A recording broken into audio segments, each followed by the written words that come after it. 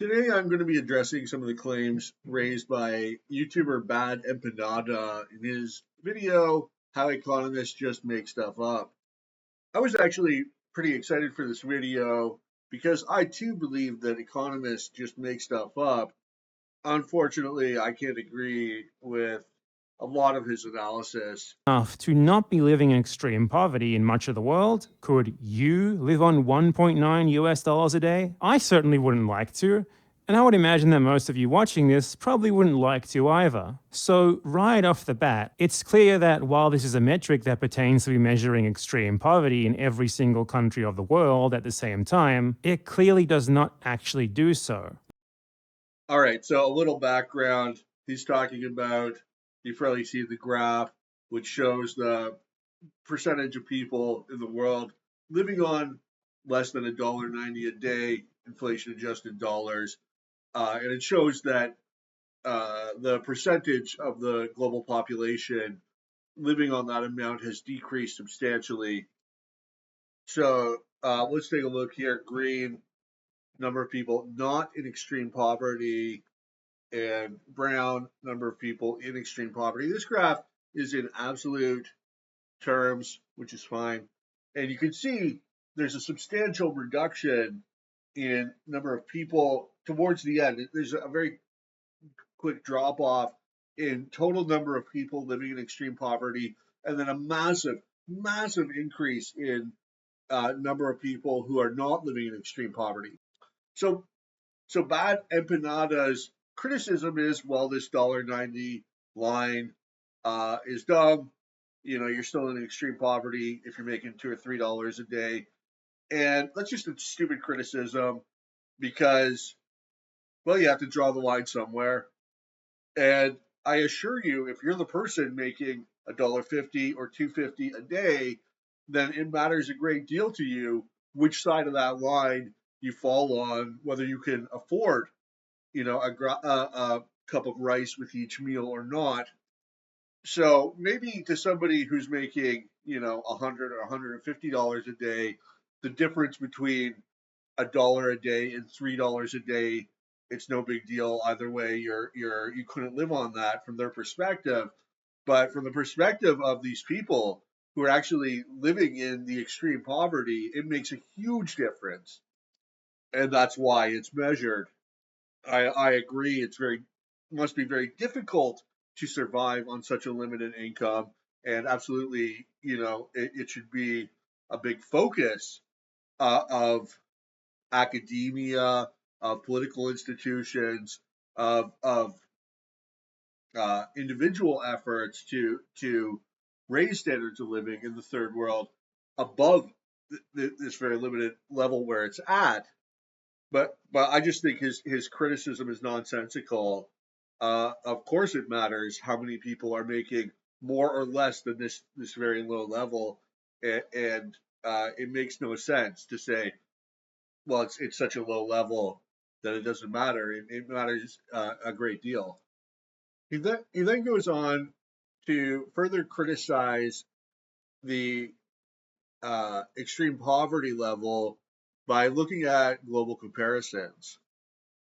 According to this measure, today, the extreme poverty rate in the Middle East and North Africa is only 1%. In Western offshoot countries like the USA, Australia, and Canada, it's currently 1% too. Worse. Okay, I don't know about conditions in uh, Middle East or North Africa. I do know the Middle East is a pretty affluent section of the world. Certainly in Canada, there's nobody living on less than $2 a day. That's the line, by the way, the amount of people living on less than $2 a day. Of course, in North America, where even the poor are pretty well off, there's not going to be anybody in that range. It's the it, the whole point of extreme poverty ratings is to measure conditions in extremely poor countries. So, at the bare minimum, anybody can qualify for welfare, and that gets you like $15 a day in Ontario, uh, pretty much across Canada. So, Plus, you've got like GST rebates, climate rebates for Canada anyway. You get like a rental thing too if you're on welfare of $300. So you're actually like $25 a day just from free money from the government. So yeah, of course the number is zero in Canada. To say nothing about if you got a job and you're making 15 plus an hour. In 1960, when the USA still had racial segregation and Aboriginal Australians still did not even have a federally guaranteed right to vote. Those countries all Okay, what relevance does that have? Even under racial segregation, black people still had jobs. In fact, black employment was at the same level as white employment, and by global standards, those jobs paid pretty good. Certainly more than $2 a day. And yes, I mean he's going to bring up Latin America next. I mean, even in Latin America, it's still relatively well developed compared to sub-Saharan Africa, some of the poorer places in the world, mostly sub-Saharan Africa, I guess. Even in Latin America, people are making like $1 an hour, pretty much minimum. Like even low-paying wages, they're still paying like $1 an hour. So yeah, everybody's going to be above uh, the $2 a day threshold. It's a very low threshold. I mean, that's the point. also only had an extreme poverty rate of 3% back in 1920, when not insignificant portions of their populations were still living in slums. A miracle. Yeah, well, I mean, you can live in a slum and still make $2 a day. That's the point. It's a very low threshold. And at that point, I mean, America was still leading the world in wages. Great Britain was still, uh, very strong global economy. Like this isn't you're crushing it index. It's extreme poverty. It's like he's not making a coherent argument here, which I guess is sort of expected from the communist worldview. Conditions that measure people's ability to access the basics, like adequate food and housing. In 2018, this official extreme poverty rate was 6.7%. Yet if the $1.9 a day poverty line is applied to Argentina in 2018, the result is that it had an extreme poverty rate of 0%. Yep. Oh, amazing. If you have two different things that measure two different things, you get two different results, even though they're called the same thing. I mean, this is just so stupid. Of 0%. Yep, 0%. Off by a factor of infinity. Not bad. So, not even remotely close to the much more rigorous official figure. It's quite clear from these figures alone that the international poverty line is just kind of a load of crap. No, it's just an objective metric that's set at a very, very low level of income. I mean, there's merits to having different metrics to measuring poverty, extreme poverty, you know, living wage, whatever. The existence of different possible metrics doesn't invalidate the measure of extreme poverty. And I can't believe that he's wasted so much time in his video making specious arguments. So badempanada then goes on to make a reasonable argument against the world poverty measure. So, if the World Bank's extreme poverty line actually does somehow manage to accurately reflect the extreme poverty rate anywhere in the world, it would be nothing but a coincidence, because the standard that they chose is arbitrary, the quality of the initial data that they use is highly questionable, and the way in which it's then used to extrapolate figures for different time periods and countries ensures that a lot of the time, it's scarcely any better than just making up numbers. Even I mean, if he wants to make that argument, I think that's an interesting argument to make that the data is wrong, that it's not measuring uh, poverty accurately. Make that measurement, but he hasn't. Or make that argument. He hasn't supplied any evidence to substantiate that, or presented any counterclaim as to how is the poverty actually being mismeasured? Is it Is it saying some countries are poor when they're actually less poor? Is it underestimating? You know, he hasn't substantiated that in the slightest. All his arguments up to this point were that it's too low, basically that it's too low, which is, in my opinion, just dumb because it's you're trying to measure extreme poverty, so you set it at a very low level, right? Like you could have other measurements to measure other types of poverty, but it should be at a pretty low level. But now he's trying to claim that it's inaccurate, that the data's bad, but he hasn't supplied any evidence. He's just making that assertion. Where is your evidence? What results did it produce that were inaccurate relative to a different set of measurements? I mean, to a degree, there is going to be guesswork when you're trying to measure something, on this magnitude, global poverty. I mean, the informal economy is not going to be captured in a lot of this, or if it's measured, it won't be measured accurately. But I mean, what can you do? You're working with the available information, and it's showing a positive trend, which I think is really the bigger issue he has, is that he doesn't want capitalism to be an economic system that lifts people out of poverty. He's got an ideological bias against that conclusion, so he's desperately sort of floundering around for any ammunition he can find to attack what is very obviously happening. Guess would be extremely generous. And continuing on one of the points that I made there, the versions of the graph which go back in time, especially back before the 1980s and 90s, tend to be based on very scarce actual data, or even often no data at all, even if we were to ignore the clear joke that it is to say that $1.9 a day is enough for everyone in the world to not be in extreme poverty to accurately. See, I mean, this is his real thesis: is that the line is set too low, and like nobody's saying that 1.9 or $2.2 a day is like a great wage or what people should be aiming for or anything like that. It's descriptive. It's not prescriptive. Sort of making stuff up and saying, trust me, bro. For one, This is great. So the first section of the video, he says these graphs are trash. The data can't be trusted. They're making it up. And then he goes on to say, okay, well, looking at this made up bullshit data, I'm going to come to some other conclusions. Like which is it, buddy?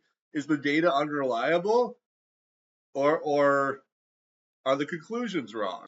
If the data is unreliable, then why is it reliable for the purposes of your extrapolation, your conclusions?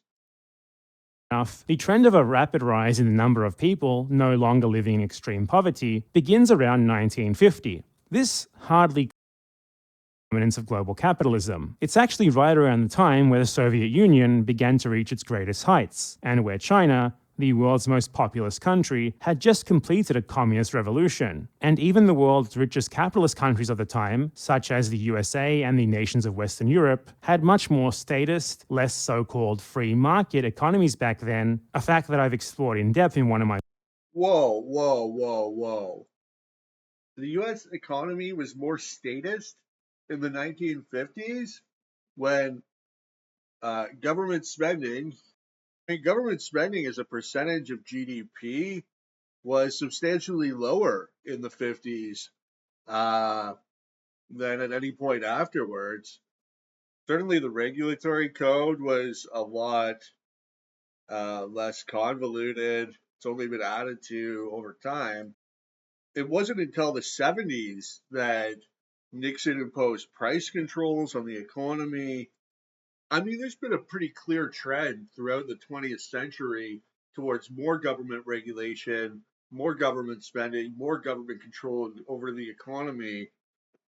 Leftists like to pretend that Reagan and Thatcher had this wild libertarian revolution and completely deregulated the economy but that's just pure fancy. There's nothing to actually substantiate that. Government spending grew rapidly under Ronald Reagan, uh, and there wasn't much substantial deregulation. That which did occur was started by Jimmy Carter with the airlines. The other thing is that communism did not bring anyone anywhere out of poverty.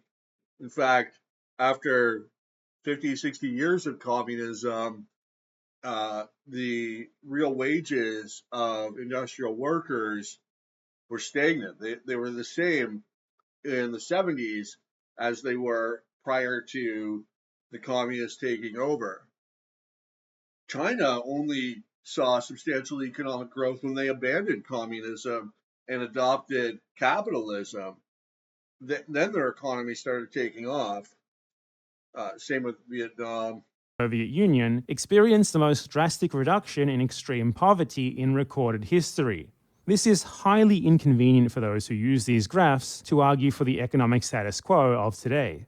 For two, this graph I mean, you do not want to get into the economic record of communism, but it was absolutely abysmal. Even as late as the 70s and the 80s, consumers had trouble getting basic staple goods. Substantial portion of the population did not have electricity or indoor plumbing. The conditions of the hospitals were just brutal. You look at Cuba today, and they're undergoing crisis after crisis. The power's out right now. People have been starving there for the last few years. Every experiment in communism has ended in abject disaster, which is why they've all been abandoned. They're basically, aside from Cuba, there are no more communist countries. Maybe Nepal, Vietnam, and China are capitalist countries with authoritarian uh, governments, nominally communist, but the economy is a market-based economy. They're really mixed market, just like Canada and the U.S. Maybe with a different political system, uniparty rule. decolonization that occurred after World War II. Over the following decades, dozens upon dozens of countries went from being colonized to being independent, something that, basic logic would dictate, would probably result in a rise in living conditions and incomes there. So even if we were to make the error of taking these graphs at face value, it could hardly be said that the spread of global free market capitalism is the only possible explanation for what they show. And given that such an argument is in the first place little more than pointing out a supposed correlation, one could then just as easily argue in response that the real cause was some other thing, which also happens to correlate with what the graph shows. On the other hand, you can look around and see the direct correlation between economic freedom and prosperity. All the richest polities in the world are the most economically free. Conversely, everywhere that economic freedom is lacking, there is poverty. I mean, there is data for the number of countries or world population that's living in poverty as defined by $7 per day, as you can see by this graph here, this chart. So starting 1997, and the darker the color, the more people living in poverty. You can see that over the last 20 years, there's been substantial reduction.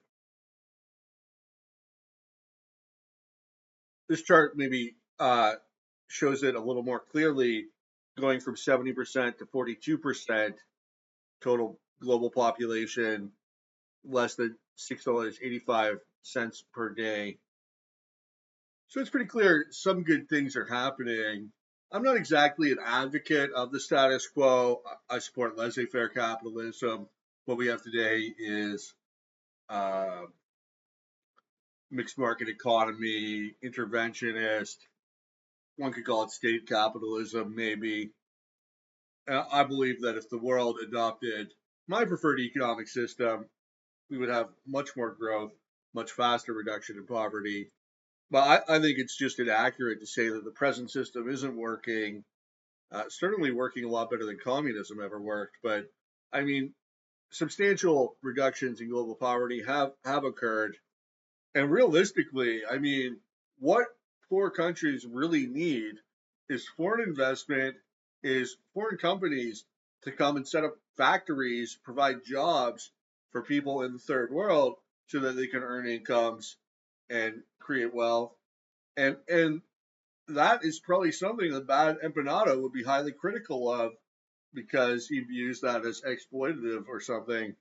I mean, that's the number one thing that Western countries could do to help eliminate poverty in the third world is to set up businesses to invest in those countries. Would need roughly $7.40 per day, adjusted by the same standards that the World Bank uses. When this standard is used instead, global poverty has indeed fallen since 1981, but by a much less impressive percentage than the 50% to 10% drop that the $1.9 a day metric indicates. Rather, Well, my data does in fact go to 2024, and it shows that 2013 it was at 53%, and now at 43%.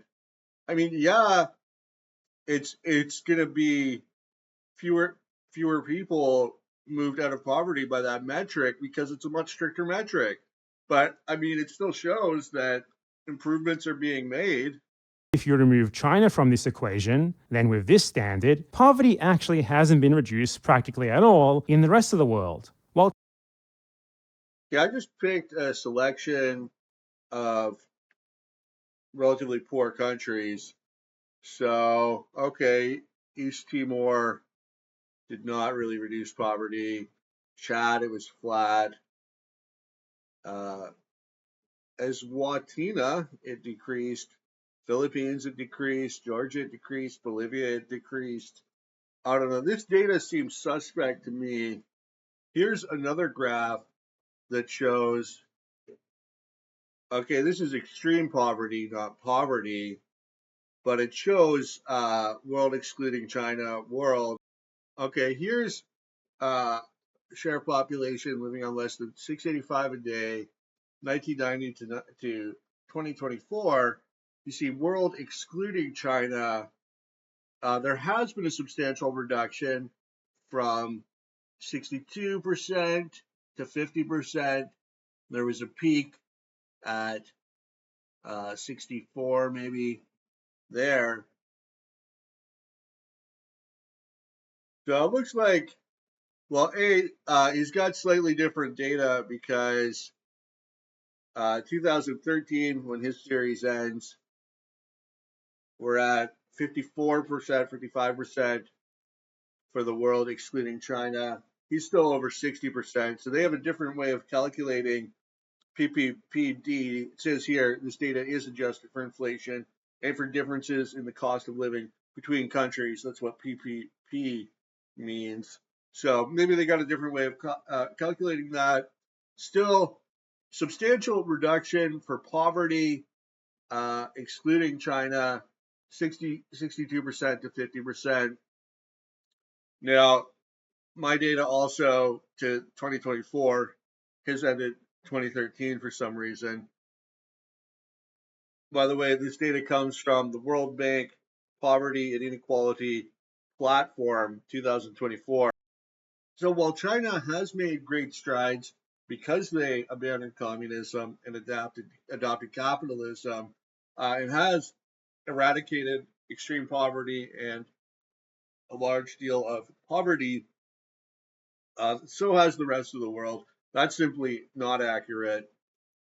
China called structural adjustments, where predatory loans from the bank to desperate or coerced target nations come with the condition that they fundamentally change the very structure of their economies and their laws that regulate it, to open it up, as the euphemism usually goes. The data on the effects of this has since shown that such structural adjustments very suspiciously result in a substantial redistribution of wealth from the rich to the poor, and from poor countries to rich countries. Surely it's all just a coincidence, though. So the World Bank thus has. Ooh, spooky World Bank. Now, far be it from me to defend an institution like the World Bank. I don't even think Canada should belong to the United Nations, let alone support the World Bank or the World Trade Organization or any of the other globalism that's going on. But what the World Bank does is provide loans to poor countries so they can build schools and develop infrastructure so that people in these countries can have access to clean water and electricity. There's certainly potential for World Bank loans to be damaging to the citizens of an economy if the government wastes that money and then the taxpayer has to pay it back, then that's damaging to the taxpayers. But even in circumstances where maybe the loans weren't as productive as you would have hoped, there's been substantial debt relief as well. And yeah, if your country's in terrible fiscal shape, then it makes sense that if you're asking for like a desperation loan, they're going to demand some structural changes to make sure you can start paying it back. This isn't some evil plot. I mean, they're really just trying to help third world countries develop their infrastructure, develop access to electricity and clean water so that they can have a functioning society. The World Bank provides low interest loans, zero to low interest credits, and grants to developing countries. These support a wide array of investments in such areas as education, health, public administration, infrastructure, financial and private sector development, blah, blah, blah, blah, blah. They do a bunch of stuff. Some recent projects: the Bhutan Green Transport Project, Kingdom of Bhutan, I believe located on the island of Borneo.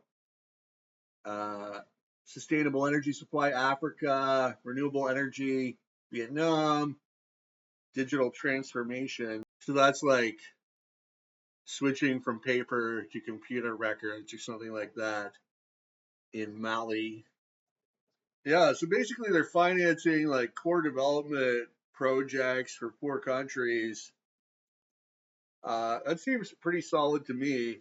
He then gets into the idea of freedom indexes. So various institutions like the Heritage Institution uh, have attempted to rank countries on the metric of economic freedom, how much economic freedom they have. Concept like freedom cannot be quantified in any sort of objective way. It's a positive sounding word for an abstract concept, which different groups of people of different political leanings are going to define differently, and also would very much like to claim for themselves. For me, for example, I'd say that anything resembling economic freedom first requires one to be liberated from the constant need to satisfy the basic requirements for their survival to a good standard. So the first thing to consider would be people's access to things like basic nutrition, housing, healthcare, or education. And that should then be followed up with measurements of things like their access to sufficient amounts of time and the economic means required to freely pursue whatever it may be that interests them. This conception of freedom from need is not at all what we mean when we talk about freedom. We talk about freedom from constraint. So, sure, words can be used to say different things. That's a feature or bug of the English language. That's a semantic argument. Clearly, when we're talking about economic freedom, we're talking about low taxes, limited regulation, the ability to start a business. That's what the term means, not freedom from need or a certain standard of living. But it is an important distinction because of the correlation between economic freedom and prosperity. So there is a direct correlation between these two things. For example, the freest quartile of nations is a staggering 7.1 times higher uh, in income than the least free quartile. That's 40,000 to 5,000.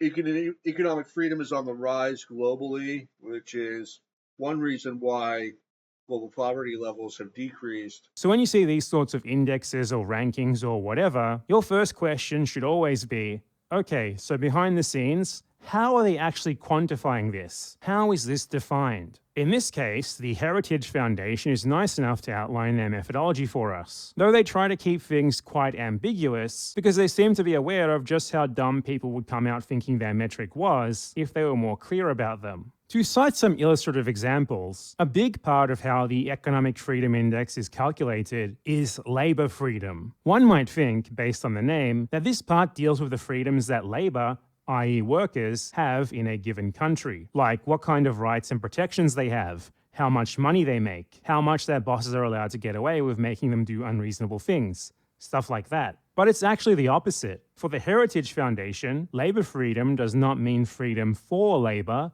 but rather freedom to exploit labor. So while for a worker, having a higher minimum wage is a good thing, that results in them having more money, which clearly allows them. The minimum wage is a poorly understood policy.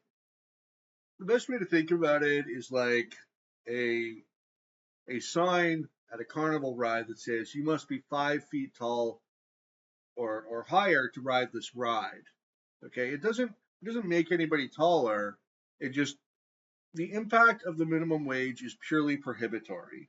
All it does is make it illegal to hire somebody at their market wage if they're a low skilled worker. So workers labor has a market wage. Every worker is different, but essentially your wage is determined by your productivity or how much you contribute to the productive process. The more you contribute, the higher your wage. So if somebody has a skill set that's worth $6 an hour and you set the minimum wage at $10 an hour, it doesn't mean they're going to get a raise from $6 to $10. It means no employer will hire them. They'll just hire other workers that have a higher productivity that's worth the $10 per hour minimum. Because no business is forced to hire any particular worker. They can choose from a large labor pool. This is why, following the introduction of the minimum wage, you saw rapid increases in youth and especially teenage unemployment. It's because teenagers are low skilled workers in general. They don't have experience, they don't have educational, like they haven't gone to college or university, they don't have the skills that older, more experienced workers have. Take, for example, this chart, which measures labor force participation rate. And it starts in the 80s. And throughout the 80s and the 90s, the federal minimum wage was steadily increasing.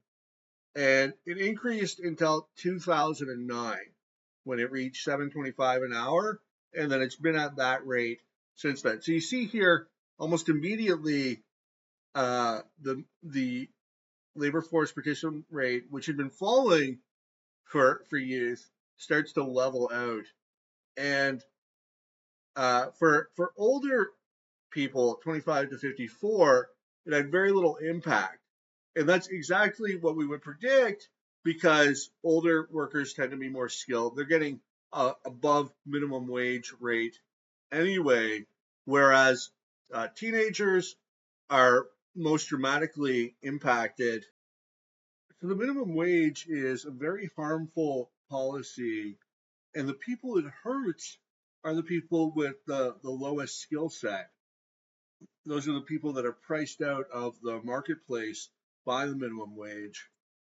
So yes, labor regulations or any sort of government intervention in the labor market is an imposition on economic freedom.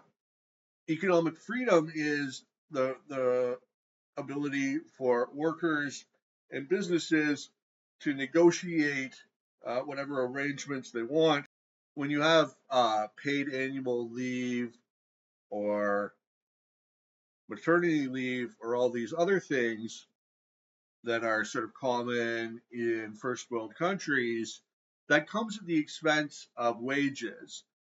Total compensation is really what employers are looking at when they're deciding whether or not they want to hire a worker. And a lot of these policies end up hurting workers. For example, with the minimum wage, you have uh, unemployment as a result of it, unemployment for low skilled workers, people who desperately need jobs. And one of the ways that they can improve their skill set and command a higher wage in the future is by working, by getting experience and by networking as well. Good thing that results in them having more money, which clearly allows them more economic freedom. It also results in less economic freedom for the poor business that has to pay them more. Boo hoo. And that latter part is what the Heritage Foundation is exclusively concerned with. Thus, the higher a country's minimum wage, the lower its economic freedom rank is. The Heritage Foundation leaves this ambiguous on their methodology page, however, merely mentioning that the minimum wage is a factor that they account for, without clarifying that the way that they account for it is by ranking countries down more the higher their minimum wage is. If workers in a country get paid annual leave by law, that country's economic freedom goes down. If they need to be given notice before they're going to be fired, economic freedom goes down. Yeah, that's what economic freedom is. Economic freedom means no government regulation or intervention in the market economy, just free markets, people uh, making deals, exchanges. Yes, any sort of government regulation is a limit on economic freedom. That's literally what the term means. It's one thing if you want to argue in favor of government regulation. That's a legitimate point of view, certainly a popular one. You find no shortage of supporters. But what badempanada does is just try to twist the definition of words so that economic freedom means something entirely different. And that's just being dishonest. Everybody knows what economic freedom means. It's not a contentious subject. The communists love to redefine words and twist things. I don't know if it's a rhetorical tactic or they're just confused or they like to change the definition of words so that they can accuse people of being ignorant for not knowing their own special privileged definition, which is different from how the world views things. Take a look at their economic freedom ranking list for 2024 to see how this manifests in practice. South Korea is deducted economic freedom points because it has powerful labor unions. Luxembourg's ranking is negatively affected because it has high unemployment benefits and among the region's highest minimum wage. Belgium gets marked down for its extensive welfare state. Austria is given a stern talking to for the challenge of assimilating immigrants, and Israel, an apartheid state and internationally recognized occupier, actively violating all kinds of international law 1,000 times a day, is ranked as mostly free, with its assessment mentioning nothing about any of those facts. So this is not any sort of real attempt to earnestly try to measure the economic freedom of the average person in any given country at all. It's rather just an assessment of how well the Heritage Foundation thinks that each country conforms to its own political prescriptions. There's going to be a degree of guesswork in any sort of optimistic endeavor like trying to measure and compare economic freedom across nations. The Heritage Institute uh, measures or attempts to evaluate across four main sections: rule of law, government size, regulatory efficiency, and open markets. I think there's absolutely value in trying to evaluate the degree of economic freedom in various countries. And overall, the Heritage Institute does a pretty good job of doing so. I think the bee in Bad Empanada's bonnet here is is the simple reality that economic freedom leads to prosperity. And that's something that we have observed time and time again throughout the history of the world. All of the freest countries are the richest countries. You take a look at a city state like Singapore, which at the time of its independence,